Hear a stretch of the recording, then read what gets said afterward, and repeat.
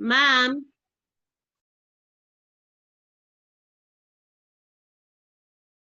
Okay. Hi, mommy. Oh, sorry, guys.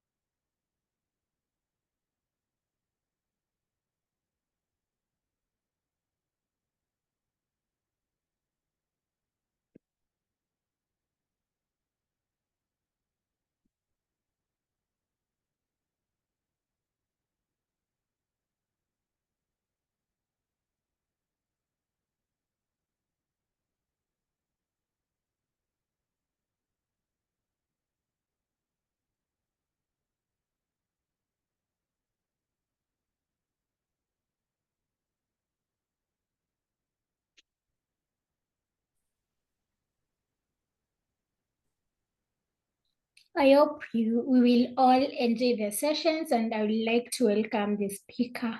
Welcome, Faith.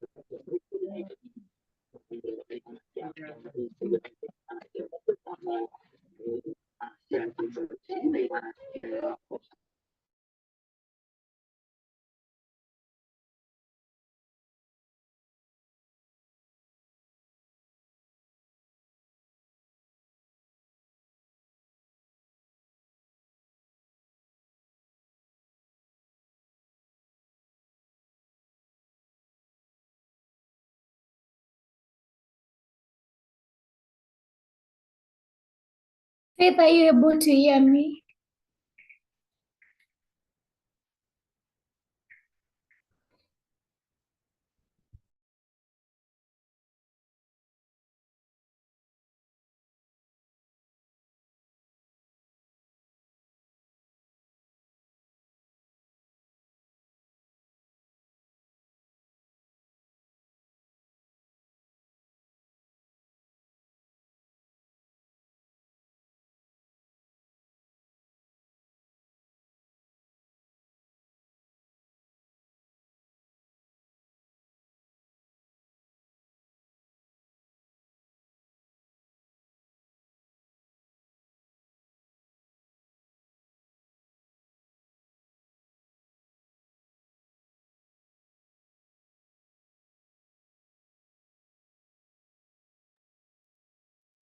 Hello, Leo. Good evening. Good evening. How are you today? I'm fine. My apologies. I had a technical hitch, but I am good now.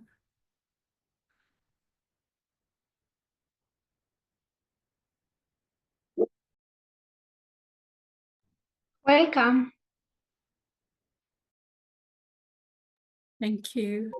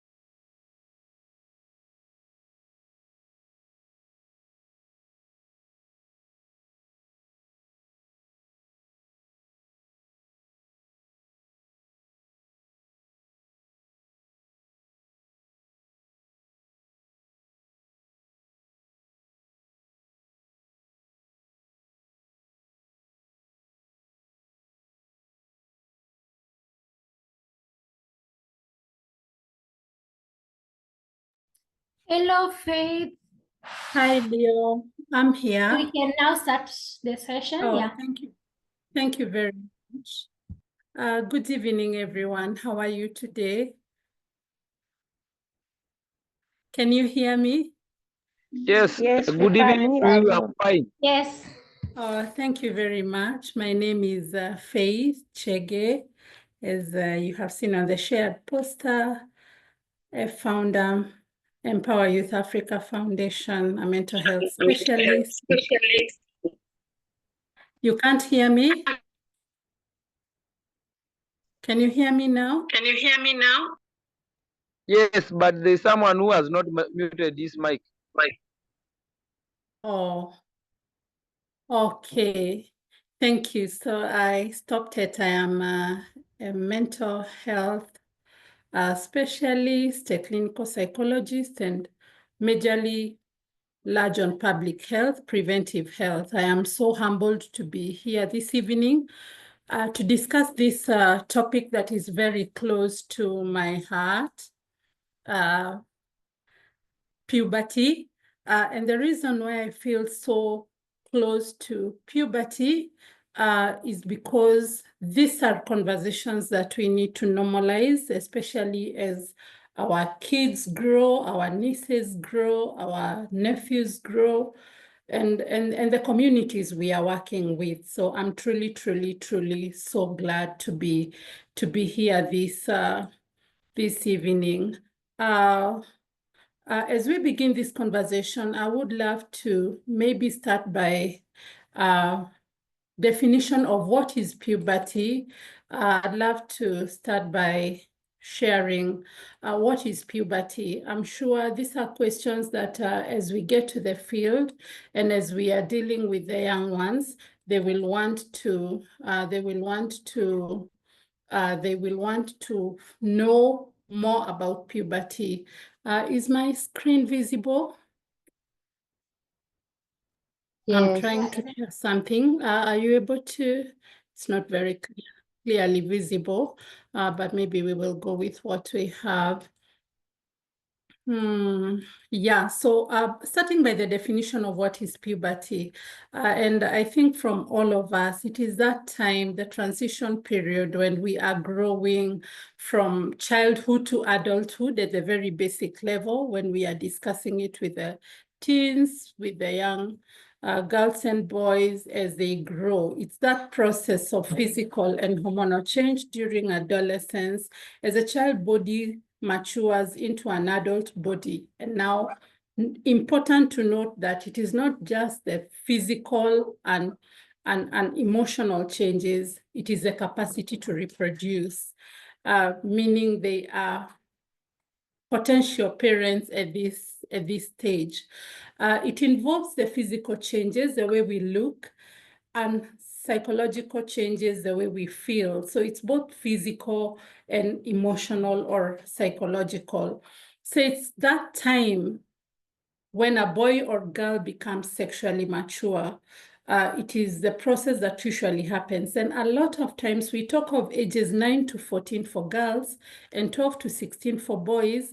But I would love to clarify that in the course of my work, I have seen girls who are maturing as early as 7 years, some as early as 8 years, and boys at 9 years, as we shall see in the course of our discussion. So causing physical and emotional changes and affects boys and girls differently. Now, generally to speak, we would say it has a predictable pattern of onset and sequence, you know, how it begins and how it goes on. But there are factors that vary from one individual to the other, including the environment we are in, including the genetics we have inherited from our parents. Puberty may proceed in a less than predictable way. Now, when we talk of the environment we live in, the foods we eat, nutrition, all of that affects a lot of how puberty onsets. Genetics, if you come from a family where people had their first period, for example, for girls early, there's a likelihood that you will follow suit. Now, when we say puberty is associated with emotional and hormonal changes, so basically it's a change all round, how we look, how we feel, how people view us. And as we are the people communicating this, it is important to get to know how do we communicate, how do we guide the teams that are communicating puberty to these young girls and boys. There are important things to note too as puberty is taking place. It comes with changes that are brought about by hormones. And as we shall see along our conversation, hormones are naturally occurring chemicals in our bodies. They are messengers.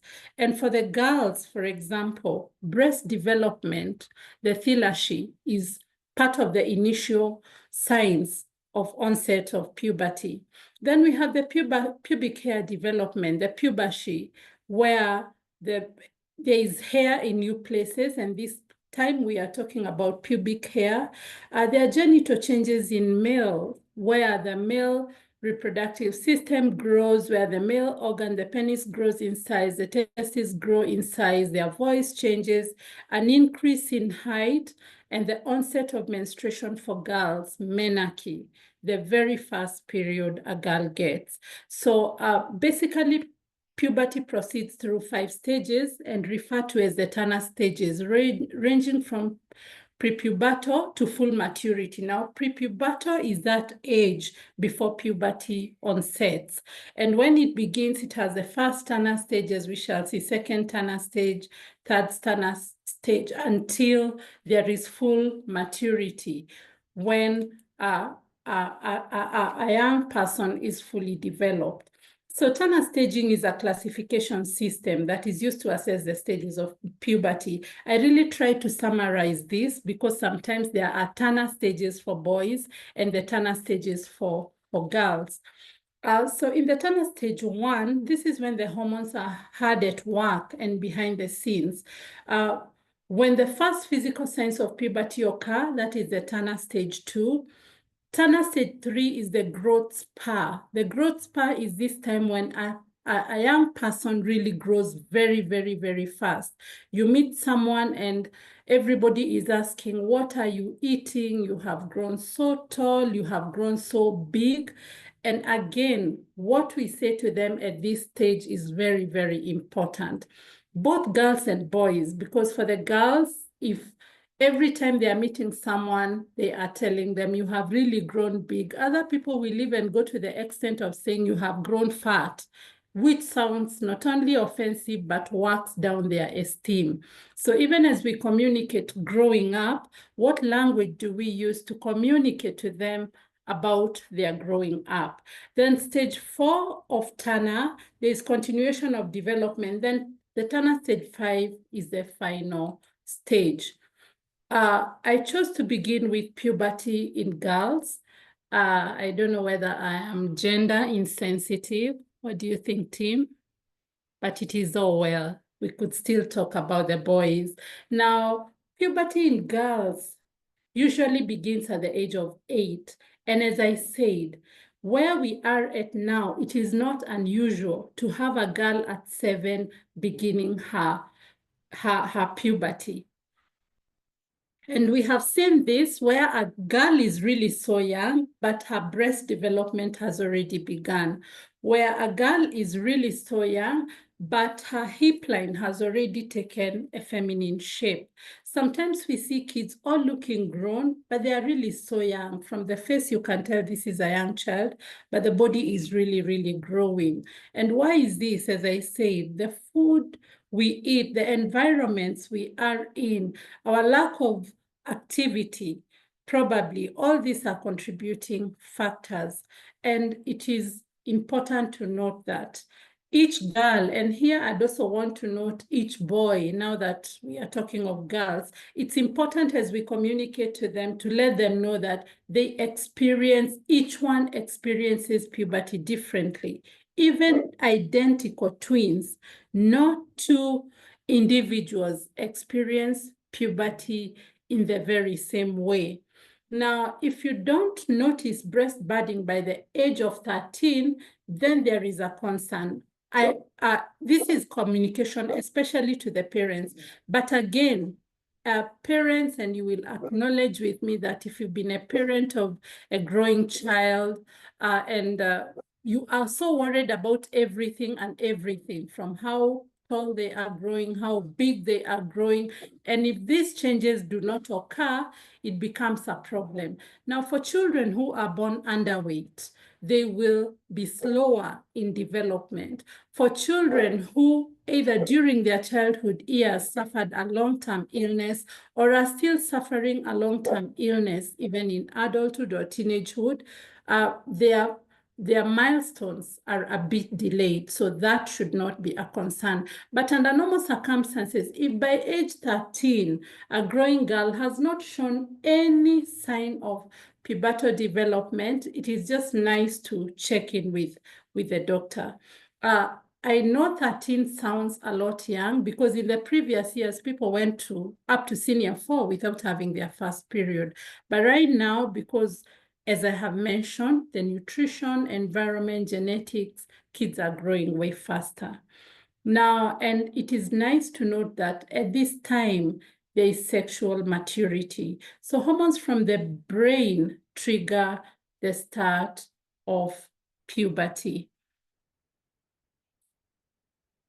So as all this is happening, there are body changes, the physical changes, breast development. The first sign of puberty, especially for girls, is breast budding. The breast will form a darker part around the breast known as the areola. And then there is the nipple where the baby breastfeeds from when girls and women grow. So the first sign of puberty is that the areola, the dark part around the breast, becomes darker and darker, and the nipples start to take shape. At this time when there is breast development, sometimes they are tender and sore. You realize if you speak to the young girls as they develop, when it is cold, it feels really cold in their chest, it feels pain, it feels sore, because breasts are muscle that is trying to grow and expand. It does not just wake up and grow suddenly, it is a bit and step by step. Now the height span is growing tall really fast.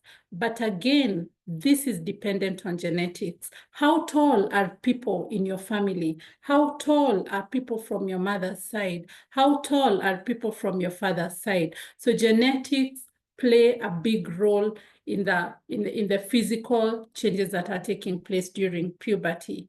Now, then there's the menstrual period. It occurs about 1 year after the breast development. And I wish to note that beyond the breast development, there's a thick mucus that begins to produce in a girl's reproductive organs in the vagina 6 months after the first thick mucosal discharge.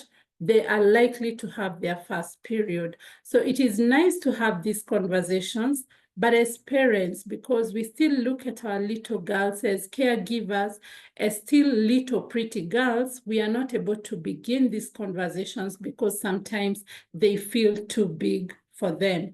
But I'd love to say that information is power. When they are very well informed, it not only gives them information, but protects them from potential situations of abuse. Pubic hair develops shortly after breast development. It is not so much, but gently, bit by bit. And hair under the arms also develops around 1 year post the first initial signs of puberty. Maybe I would want to ask, is there any questions so far? Are people with me? Maybe I could see thumbs up No, just to know that people the are on points are call. very I'm clear. not talking to myself. Okay, beautiful. Now, I had talked about these 3 words, telashi, referring to the breast growth, typically the first sign of puberty in girls. And approximately 6 months after telashi begins, puberty comes on. This is the growth of pubic hair. And as we go on, then there is menarche, the very first female menstrual period, the very first period a girl gets, referred to as menarche, and caused by an increase in the FSH and LH hormones. Now, I wanted to explain this a bit, not to make it very scientific, but it is good for us as the information givers. But as we pass this information to them, I'm sure we would be able to make it light for them to be able to understand that the physical changes are regulated by the changes in levels of hormones. And as I said, hormones are messengers, naturally occurring chemicals in our body.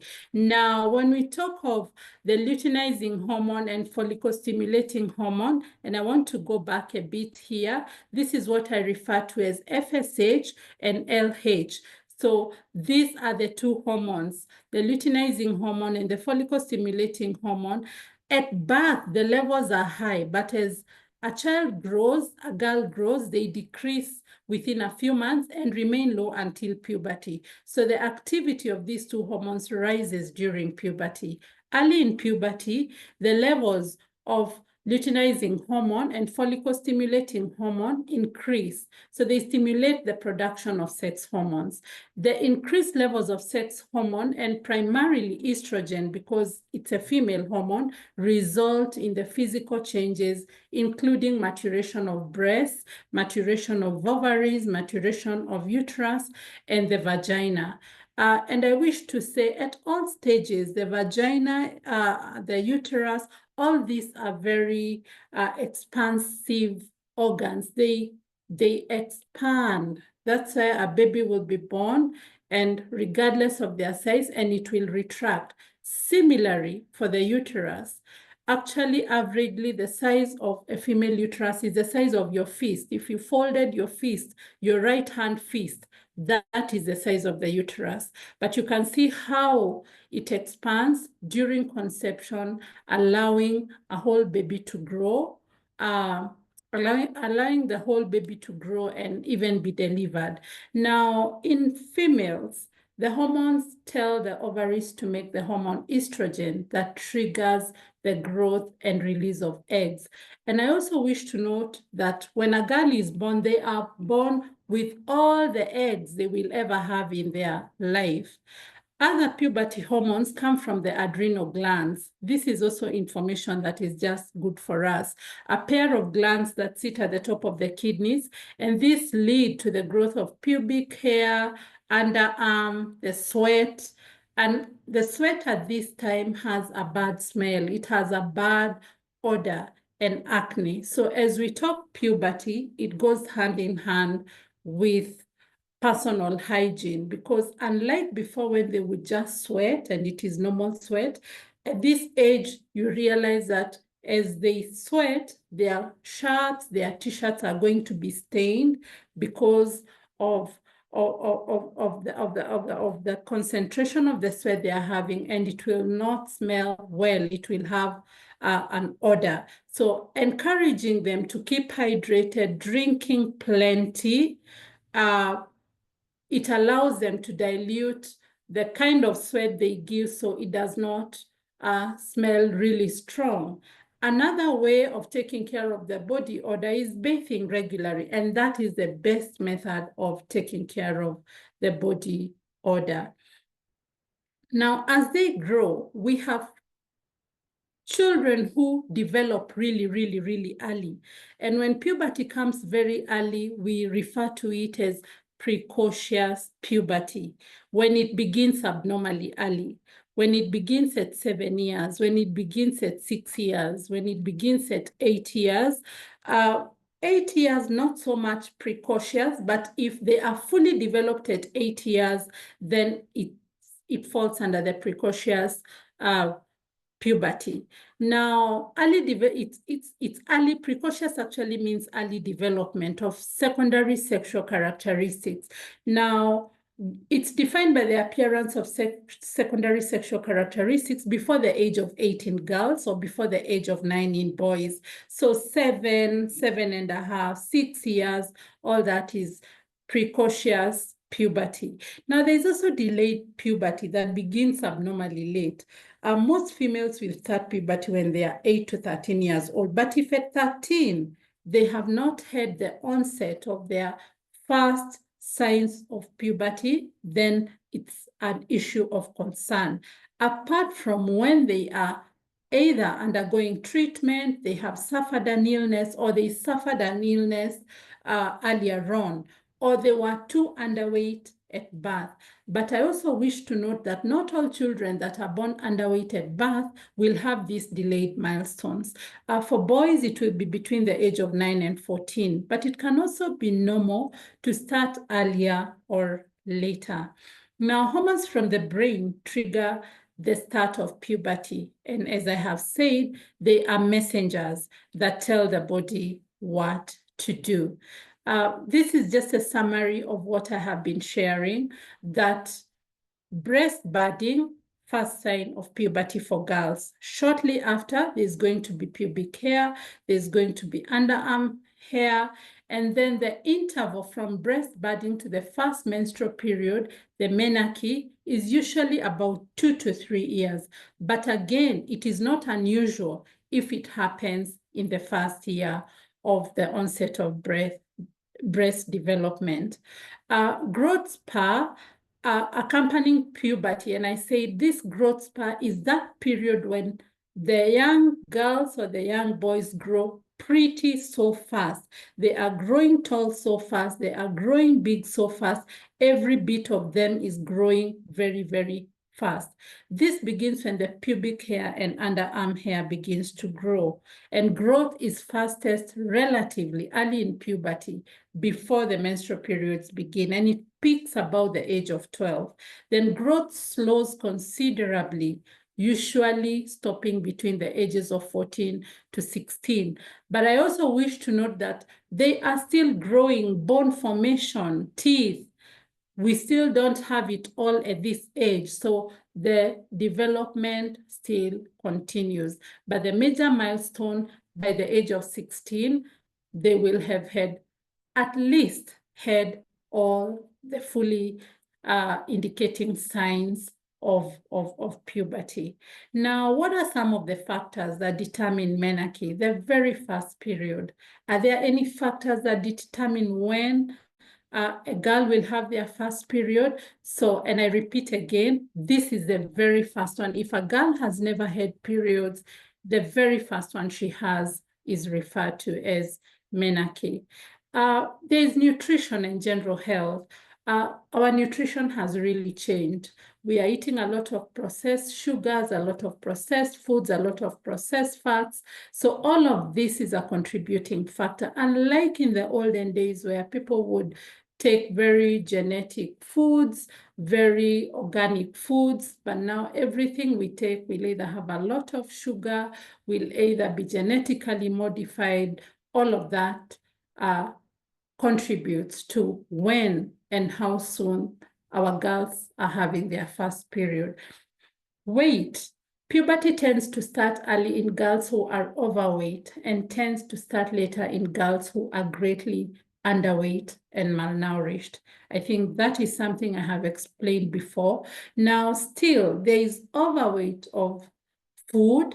You know, the appetite grows as they grow and they want to eat and keep eating and they are growing. There's also the genetic predisposition of weight, where they come from a family where people are really big and they have also grown really big. You meet a child and you're told this child is 7 years and they look like they are 14. Then the ethnic group. In the Black communities here in Africa, and the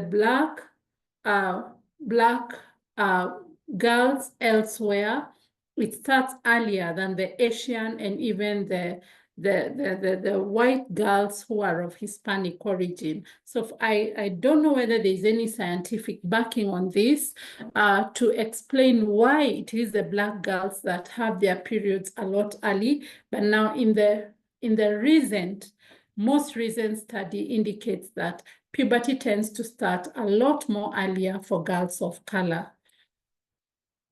Some of the other changes that happen is that the body shape begins to change. They have broader hips, their hips widen, they gain weight and body fat. And I think as we are referring to a grown girl who is big, I would encourage teams that we don't use the word fat. Maybe big is better. Fat not only comes across to them as offensive and shatters their esteem. As they are growing, as we said, they change in how they feel and how they look. So whatever messages, whatever communication that is coming across to them is very, very important in terms of how well supported they are during this transition. Our first period coming about 2 years after breast births, and I have explained that before, between the ages of 9 and 16. The growth spur 1 or 2 years before the period starts. And after they get the period, there will be growth 1 or 2 or more inches before puberty really, really stops. What is menstruation period? Still part of the changes during puberty for girls. This is a normal monthly shedding of blood. And here the word normal is very important as we speak to them, because the sight of blood, even for us, is not anything very, very comfortable. So as we are speaking to them, especially at the very onset of these conversations, it's important to note that it is a normal monthly shedding of blood and tissue from the lining of the uterus or the womb when pregnancy does not occur. Now, a period happens because of the changes in hormones in the body. And once again, it's nice to let them know that hormones are chemical messengers. They are naturally occurring chemicals in our bodies. Now, our ovaries, unfortunately, I did not have the diagrams. It's important as we are sharing this information with them to have the reproductive system for them to be able to relate what we are talking about and what we are educating them about. The ovaries release hormones estrogen and progesterone. These hormones cause the lining of the uterus or womb to build up. It's a cushioning, just in case there is a pregnancy, just in case there is a baby. The baby is well taken care of. The built-up lining is ready for a fertilized egg to attach and start developing. If there is no fertilized egg, the lining breaks down and bleeds. Now, this is a very triggering statement, especially if you're sharing it with 9-year-olds, 8-year-olds. So as we share this information, it is also important to have it in mind. Is it age appropriate? How do you package it so that it's not overwhelming for them?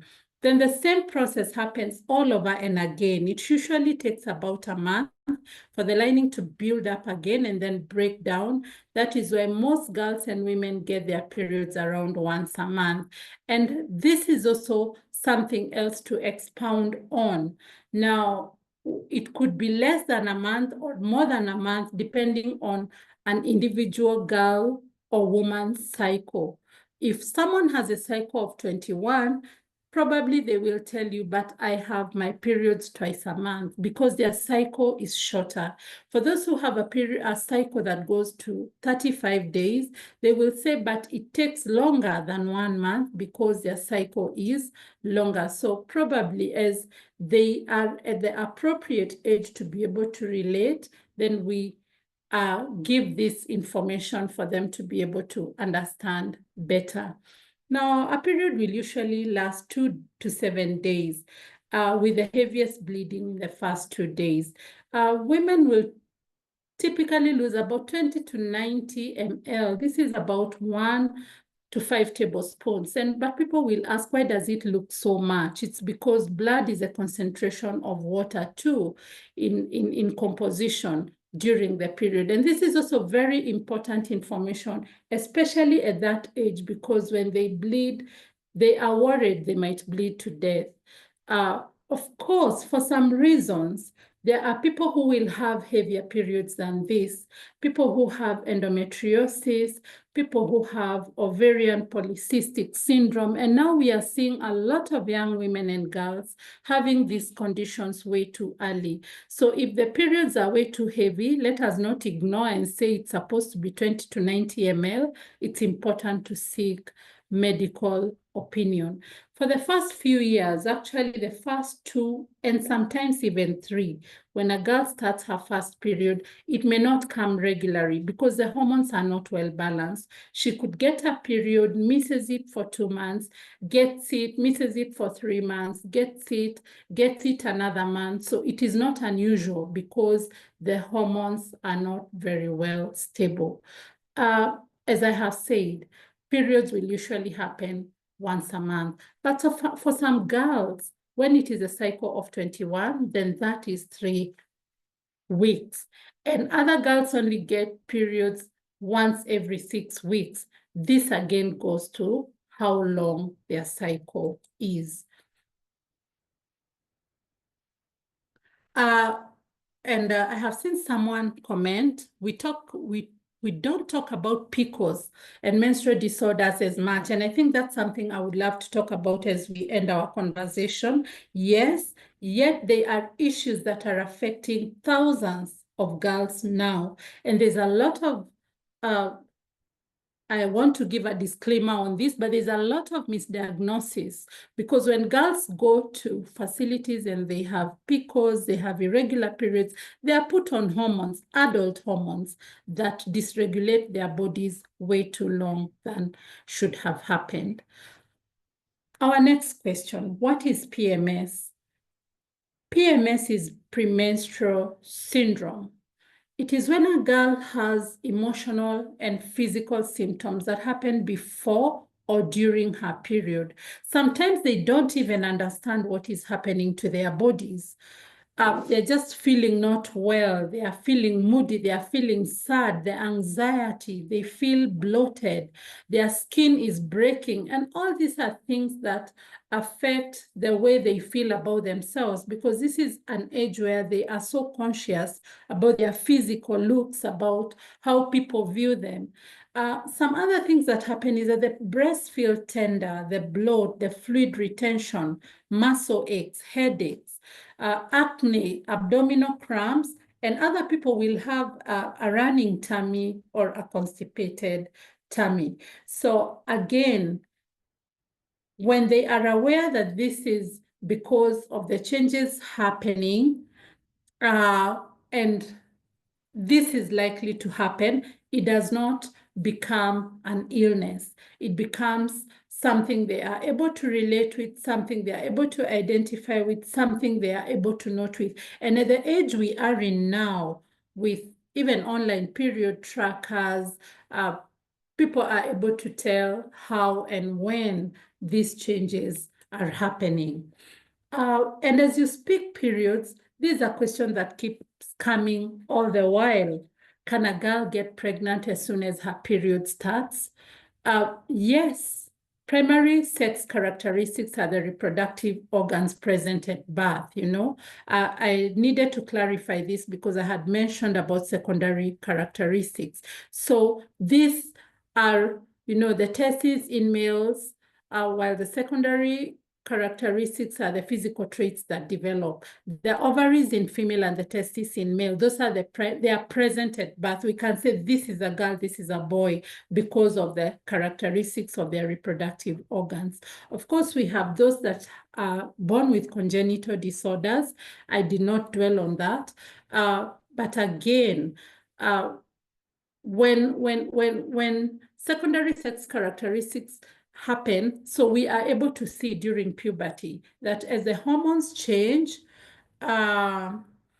such as breast development in females and facial hair in males, essentially primary sex characteristics are directly involved in reproduction, while secondary sex characteristics are not involved in reproduction. So it's just what I have shared, that they are the physical for the primary, and the secondary are what are happening during puberty. Now, this is just a basic summary, did not fit in so well. And it includes a table with ages, what happens when, for both boys and girls, in explaining the Turner stages. As I ended puberty in girls. Then we look at puberty in boys. And I also need to say that probably we have not given our boys as much voice as we have given to our girls in terms of growth and development. And as we speak these issues, it's important to note that male involvement is key. The more our men, the more our boys are involved in matters growth development, in matters gender stereotyping, in matters reproductive health, sexual reproductive health and rights, gender-based violence, the better there's going to be a supportive outcome. So puberty in boys could also start as early as 9. Unfortunately for boys, there's not so much physical changes that we get to see so soon. But at around 11, that is when their voice starts to break. The voice first becomes very gentle like that of a girl, then it starts to become in between hoarse, then they now have a very hoarse voice. There are boys who will keep with a shrieky voice quite too long, and this is also something very important. They need to be encouraged and made to understand that this is part of growing up. Otherwise, it really, really alters their esteem. Boys can continue to grow until they are 18 or even 20. The first thing our boys notice is that their private area will be changing.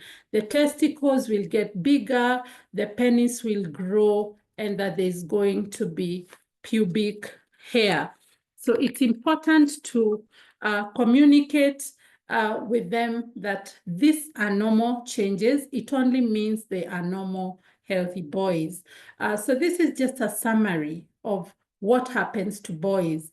The first change is enlargement of testicles and the penis. It's also nice for them to know that as boys grow, they want to keep checking themselves against their peers. How big am I growing? How tall am I growing? How masculine am I growing? It is nice to communicate that everyone grows at their own time and we are all beautifully and wonderfully made. There's muscle growth, the growth spur, they're also growing really fast. Acne and deepening of the voice. So the growth spur for boys will be between the ages of 12 and 15. That's when it's really, really visible. The chest broaden, the hands start getting masculine, the voice deepens and it may crack. That is a shrieky voice that feels like in between a girl, a young man. Then it becomes a real masculine voice. Facial and pubic hair appears. There's going to be a bit of beard, maybe a bit of mustache below their nose. Muscles and bones grow, and they have the masculine features. The body odor increases and acne develops. There's breaking of skin because now the oil glands are working more and the sweat glands are equally working more. And for boys too, their breasts feel like they are growing. And as they grow too, they feel some soreness because, as I said, the breast is a muscle. Now, and what triggers puberty in males? Once again, this is information for us, and we see how best we package it as we are communicating this to them. Now, the hypothalamus and the pituitary glands, these are glands in the brain that initiate puberty. The hypothalamus secretes, again, the luteinizing hormone, releasing the hormone which stimulates the pituitary to secrete both the luteinizing hormone and follicle-stimulating hormone. Now, this luteinizing hormone causes the testes to produce testosterone. The testosterone is the male major hormone, and this gives the males the masculine features. If you look at girls growing, they will be more effeminate. They will look more feminine, and the boys will look more masculine. You know, they have hard legs, they have hard muscles, they are strong physically. All this is because of the male hormones. Now, as the hormones in the someone is commenting something, the speaker can comment on that top but I think I will check on that as we continue with the conversation. As the hormones in the body changes, boys experience a wide range of emotions. And this is something that has been ignored a lot of times because we have looked at girls as being more emotional, and boys are supposed to be strong. Boys are not supposed to show feelings. In some communities or in our communities, boys are even told not to cry like girls. So, and this has created a moment or a generation of men who do not allow how to be vulnerable. They are not allowed to be weak. And I wish to note that as we communicate this, it is nice to let the young men know that it is okay not to be okay. Even as a man, it is okay to be weak. It is okay to have moments of vulnerabilities. It is okay to feel sad. It does not mean you're not man enough. It only means you are human. And this goes to all the gentlemen on call too. Anytime you're feeling moments of weakness, it does not mean you are weak. It only means you are human. And seeking help or reaching out does not mean you are weak. It only shows you are human. So they also experience these feelings, irritability, as they transition to adulthood. Now, in boys, the first puberty change is the enlargement of the scrotum. The scrotum is that little sac below the testes, and the testes also grow in size. At this point, the penis does not enlarge. The testicles may become uneven, and this is a question the boys will ask more often than not. Why does one of my testicles feel bigger than the other? It is normal. One of it will feel bigger than the other. As the testes and scrotum continue to grow, the penis also grows. And it is important to reassure them that as they are growing, pulling, pushing does not mean it will grow longer or bigger. It is nice to let them know that they need to be gentle with their parts, because sometimes the pushing, the pulling, the squeezing affects them. This raises the question of circumcision. We have seen boys who have been hurt during play and they have to circumcise before their parents or their guardians had decided to circumcise. And a question comes in here, to circumcise or not to circumcise. Now, this is purely an individual decision. Of course, it has great health benefits. Some cultures will circumcise because of the cultural guidelines. Others will circumcise because of religious backgrounds. Others will circumcise for health reasons. But of course, circumcision has great health benefits. Otherwise, when this question arises, it is purely a personal choice, but again, it has great health benefits. There are those who will do it for cultural reasons and those who will do it for religious reasons. The first growth of pubic hair makes long, soft hair, that it is only a small area. And as you are communicating, they will want to ask, as soon as it grows, do we start shaving? Probably it's a discussion. To allow it to grow a bit, then they are able to shave. And as they shave, shaving downwards, not against the hair growth, so that it does not cause them shaving bumps. It does not cause them infection. As they are shaving, it should be downwards, towards, away from the growing hair, not upwards against the growing hair. The pubic hair over time looks like adult hair, but in a smaller area. It may spread to the thighs, sometimes to the legs, to the stomach, and sometimes to the chest. There are people who are more hairy than others, again, because of genetic predisposition. Now, and as the puberty hormones increase, the oily skin, the sweating glands, all that are part of normal growing.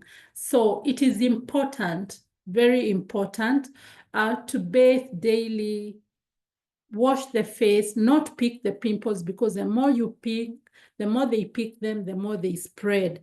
The more they pick, the more they are left with scars.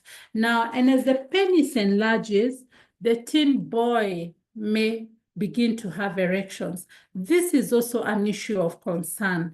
A lot of times the boys will wake up with their penis erect, and sometimes it concerns them. Now, all this is because of the hormonal changes. It may also happen when the boys fantasizes, they see girls around, or they're imagining, or they're watching all of this. During puberty, the boy's body also begins to make sperms. Semen, which is made up of sperm and other body fluids, may be released during erection. And sometimes it happens at night during this growth period, referred to ejaculation or nocturnal emission, or wet dreams. Sometimes they will sleep and wake up feeling like they have wet their beds. It's nice to explain to them that it is a wet dream, a nocturnal emission. It is ejaculation in a moment of sleep. There has been a lot of argument. Is it because they are dreaming, or they are fantasizing, or they are, and in other papers, researchers will want to suggest that it is our normal way of the body relieving itself. That's also a topic probably that, as we work through this, it's subject to discussion and further information. Now, when we look at teen relationships, they want to be independent, away from parents. This is when they will say they want to be away with their friends, they want to go out, they want to not be with their parents everywhere. If they're being dropped at school, they don't want to be dropped at the gate. There's peer influence and acceptance. They want to be like their friends, go to places where their friends go to places where their friends party, put on like their friends, have clothes like their friend, and all of that. Peer relations become very, very important. This is when they are filled with sadness if they have lost relationships with their friends. They are worried about what people feel and think about them. At this period, they may start falling in love. They have crushes, they are feeling that butterfly moment for those around them. They want to have ownership of the boys, of the girls around them, or if they are boys, they want to have an attachment of the girls around them. So teen relationships also is something that during this puberty period need to be guided, because it also means that the fact that they are sexually active possibly means they could be teen mothers and teen fathers. So information is power as they navigate through this phase. I also want to add on hygiene for teens. And as I say, the best way to keep clean is to bathe or shower every day. Using mild soap and warm water, that is the best remedy. Of course, again, we are in an era where parents would want to have their children use deodorant, would want to have their children use a spray, would want to. But again, I'm sure a lot of the children we will be interacting with from underserved communities may not have the luxury of having a deo. And as we are encouraging for those parents who will want to buy their children a deodorant, it should be a deodorant and not an antiperspirant, because a deodorant allows them sweat. An antiperspirant covers up the smell of the sweat and also stops them from sweating, which is now against the growing up and the body functions during this age. So it helps wash away bacteria, contribute to feeling fresher and keeping away the smells. Now, wearing clean clothes, socks, and underwear each day would also help them feel clean. Now, this is a battle as children are growing. Sometimes they will become delinquent and not even want to bathe. In one of the very unfortunate incidents, and maybe I would just share this, in Uganda now we are experiencing a ripple of teen suicidal ideations and accomplished suicide. In one of the cases, this was a senior 4 boy from 4, was told to bathe, and he went and committed suicide. But clearly, it is not about the bathing. Probably it's about the hormones, it's about the way he's feeling, it's about school. But because the parent insisted, today you have to go and bathe, the boy killed himself. So as we are communicating, so it is nice to also understand what is the interrelatedness of this growth, of these changes, of what is happening and their mental health, beyond the delinquency, beyond the opposition they want to create as they create autonomy. Are we able to hear them? Are we able to listen to whatever else is troubling them? Establish healthy eating routines. This is something else. They would rather eat fries, they would rather eat biscuits, they would rather eat sweets than eat ugali and sukuma wiki, or eat matoke and peanut sauce or beans. Their choices of food are what is convenient and sweet for that moment. Now, being physically active is key because it not only supports them in working down their energies, it also keeps them fit for the activities they enjoy. Good night's sleep by setting a regular sleep schedule. Now, this is a challenge for the fact that we are also in an internet available world. Kids sometimes will not sleep. They sleep with their phones under the pillow, wake in the middle of the night, watch, play games, sleep again, watch, play, sleep again. So I think as we raise them, as we communicate, I don't know how best, and I think this is something that possibly we could discuss as we come to an end of our discussion. How best do we manage screen time as children grow? Because this is one of the things that is not only weighing down, especially weighing them down in terms of a good night's sleep. Still on the same, cyber safety. How do we ensure they are safe during puberty? Because there are a lot of predators, there are a lot of people who are trolling, cyberbullying. So, and if it affects adults, how much more does it affect them at their age? So cyber safety during puberty means being especially cautious about what personal information that is shared online. And at that age, because they are also naive, someone goes to KFC and says, I'm now at KFC. I'm going to TMR, and they post everything about their everyday life.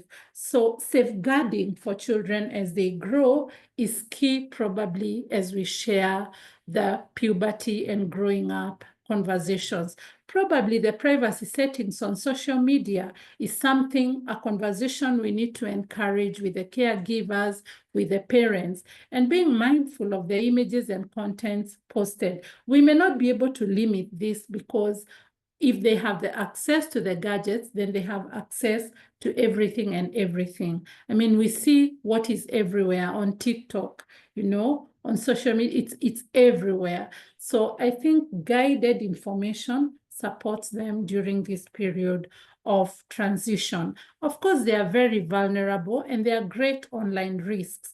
We see a lot of people who have introduced kids to pornography, who have introduced kids to adult sexual content, who have introduced kids to inappropriate content. So probably as we have these conversations on growth and development, it would be nice for us to engage the caregivers, the parents to be part of these conversations.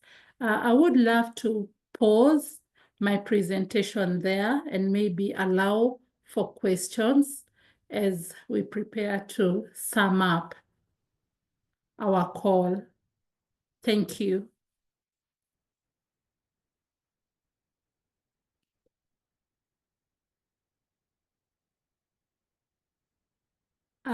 Maybe I'd love to know what comments there have been on the chart. Why do we have some boys have girl-like features and vice versa? I think this is part of the genetic imbalance, where if it's the girls, they have higher testosterone and they will have more more male features. And for the girls, for the boys too, having maybe an imbalance of the hormones. And I think now this is a big discussion where we are at. I'm not sure I'd love to go further than this, but yeah, probably. Yes, it's more of the hormonal imbalance and the genetic composition that will get these physical features, the secondary characteristics featuring more as a masculine person when someone is female. Oh, the speaker can comment. I didn't get that. There was a question on me commenting on something, a topic that is not very well discussed. I don't know what that was. The speaker can comment on that topic, but I don't. This is not clear. Maybe someone would help me clarify this. Vera, this question, I didn't quite get it right. Yes, Vera? Oh, Joseph commented that he has a case of a young lady facing a challenge of blood discharge each time, especially when she takes meat or protein. Sometimes the question was, can that be a menstrual disorder? So then that could maybe some allergic reaction, but again, if it causes bleeding, that's something that needs to be looked at by a medical doctor. A discussion of a medical doctor situation may not be very, very helpful, because blood discharge away from the normal period days is not a normal occurrence. Something else to note is that if the periods go way too long, if they go for 1 week, they go for 2 weeks, they go for 3 weeks, it is not normal. It is something that a doctor needs to look into.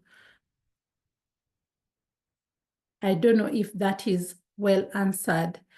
It's not normal period, it's caused by hormonal. Or what about PCOS? Someone has asked about PCOS. Now, PCOS is a polycystic ovarian syndrome, and it is very, very, very common. A lot of girls are struggling with polycystic ovarian syndrome. This means there are small polycysts, small follicles around the ovaries. Sometimes it creates imbalance. There is glucose or sugar intolerance. So a lot of these girls will be exposed to early diabetes, or they have increased risk of diabetes because of the imbalance and hormones. There's thyroid malfunction, they have hair growth. Sometimes they talk of fertility issues, but again, I wouldn't want to comment on this and say that people with PCOS do not get children. They do, they really do. And there's a lot of information now. There's a lot of supportive care. Nobody should just suffer quietly. There's a lot of information on PCOS. Actually, I'm supporting PCOS warriors. I am a mom to a PCOS warrior, so I know it's doable and there are solutions. So with information is power. There is medication that can support the brutality of the symptoms of PCOS and even endometriosis. Something else about all of this, if periods are very painful, then it is out of the normal. Nobody should bear pain because they have to go through periods. There are things we normalized in previous times, but where we stand now, it is important. If a woman is really suffering in pain during her periods, there is no one who needs to go through excessive pain just to go through. It's nice to speak to a doctor. But again, if it is a normal cramping, one can handle it without necessarily depending on painkillers, because again, taking medication creates dependency. Thank you. I think I have answered a lot of what was in the chat box. If there's anything else, maybe someone would let me know. Otherwise, I would love to end my presentation there, unless there are questions or additions. Thank you.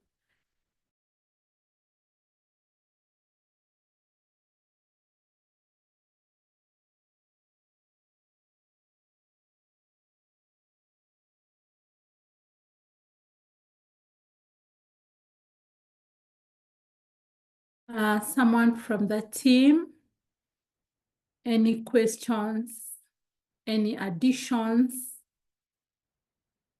Yeah, and Vera still added to say, we don't talk about PCOS and menstrual disorders enough.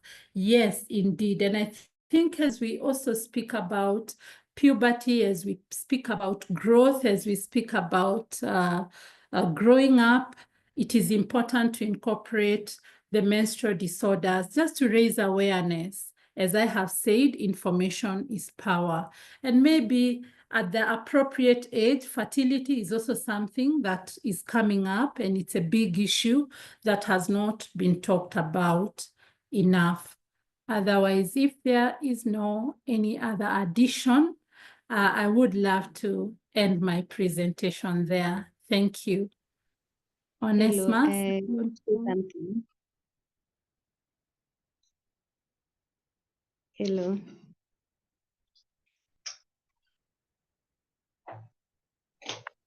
The form that you have sent actually means access.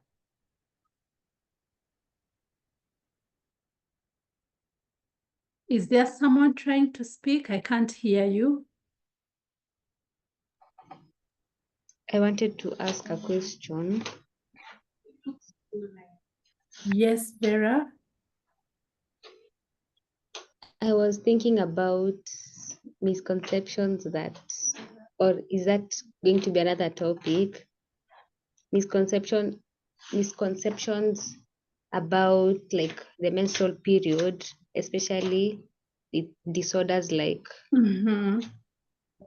PCOS, where young girls are told that if they get pregnant, it will cure them, and it could be a cause of some of the teen pregnancies. Oh, beautiful.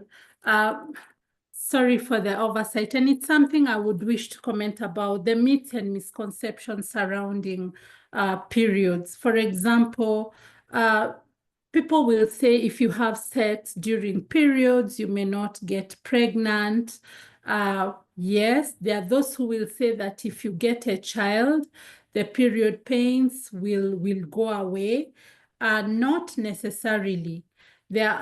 For example, you can't get pregnant during your periods, you know.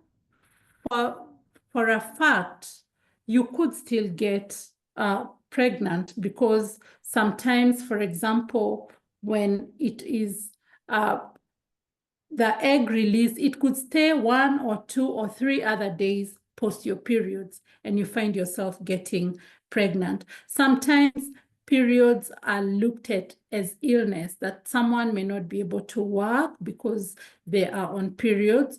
Of course, we go on with our everyday normal life, but when the pain is too much, again, I have said, it is not anything to ignore. It does not necessarily mean that if you have painful periods, you have endometriosis, you have PCOS, if you get a child, it will get better. Not necessarily. It may not be necessarily true. Now, there are also misconceptions about the period days, that it has to be 1 day, it has to be 2 days, it has to be to be 3 days. And then also, as we speak about the cycles, there's a misconception that probably comes every end of month, or it has to come every 15th of every day. So it is nice as we are communicating this to amplify, going through the calendar days to be able to identify what is your cycle. Is it a 21-day cycle? Is it a 28-day cycle? Is it a 30 or 35-day cycle? Then there's also the myth that premenstrual syndrome is all in the mind. Not necessarily. Sometimes premenstrual syndrome comes in so strong, the irritability, the moodiness, the anger, the bloatedness, all of that, it is not necessarily in the mind. And then there are solutions. Some people will say if you took, I don't know what we call it here, the soil that ladies eat, it will get you feeling better. Some people will say if you take avocado leaves, it will get you feeling better. You know, there is no one best way to deal with periods. What works well for you should be done continuously. There's no one size fits all in terms of period care. Then there's also a question of sanitary products. What works best? When we are looking at the communities we have to engage in, because of lack of finances, there are communities that will have reusable towels. There are communities that will use tampons. Where they use tampons, there was the argument, does a tampon break virginity? No. All of those are questions that keep coming up. You know, like when we are issuing pads, is issuing pads once a month or 3 packets in every 3 months viable? So all of these are conversations as we are in the field, we will keep amplifying and amplifying, you know? So Vivian, Vera, I don't know whether your question has been answered on myths and misconceptions about periods and growing. Yes, Vera? Yes, it has been answered. Thank you.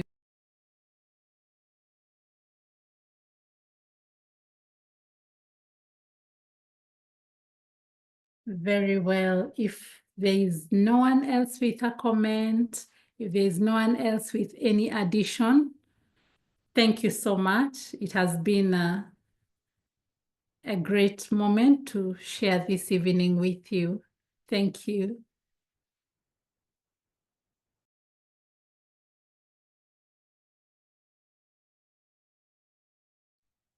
Thank you so much, our speaker, Faith, for that wonderful session.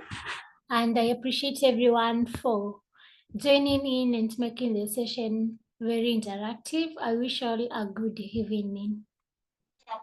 Leo, Yes. I have a problem with this email I'm using and I can't access the form. How do I sign in, please? How do I sign the attendance?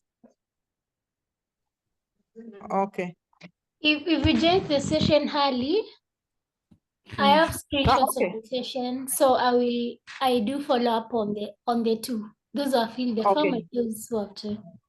Not Okay, unless it's 28, but I have screenshots of everyone in the session. Okay. Okay. Have a good evening, everyone. You too. The session. Bye.